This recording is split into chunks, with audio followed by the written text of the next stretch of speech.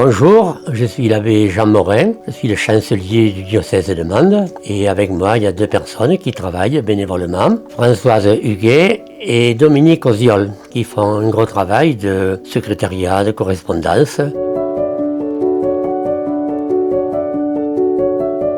Le rôle du chancelier de la chancellerie, c'est de veiller à ce que les actes du culte, baptême, mariage, première communion, sépulture, soient bien notés sur les registres, que ces registres soient bien classés, bien archivés et conservés d'une manière sécurisée dans les archives du diocèse. Ma mission, c'est aussi de contresigner les nominations de l'évêque et les divers décrets officiels, les lettres de mission des laïcs, et puis tiennent à jour la liste des prêtres, des diacres. Je conserve les documents relatifs à la vie du diocèse. À la chancellerie, on délivre les extraits de baptême. Par exemple, les enfants, les jeunes qui veulent être confirmés, qui se préparent à la confirmation, rentrent au catéchisme, et les jeunes qui se préparent au mariage. Ces dossiers sont envoyés directement aux intéressés à la paroisse qui le demande. Le chancelier est en lien avec l'archiviste diocésain pour un certain nombre de documents qui émanent des paroisses. Le chancelier est en lien aussi avec l'économe diocésain pour tout ce qui concerne la couverture sociale des prêtres et la complémentaire.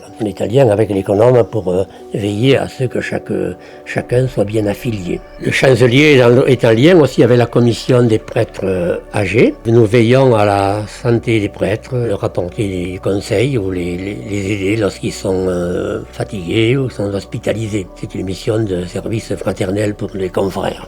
Et puis on tient à jour leur itinéraire, ce qu'ils ont vécu pendant leur ministère. Ça permet d'avoir la mémoire des prêtres qui sont partis avant nous. Et en fin d'année, le chancelier communique au Vatican par Internet l'état des lieux, l'état du diocèse, le nombre de baptêmes, de confirmations, pour les statistiques du Vatican.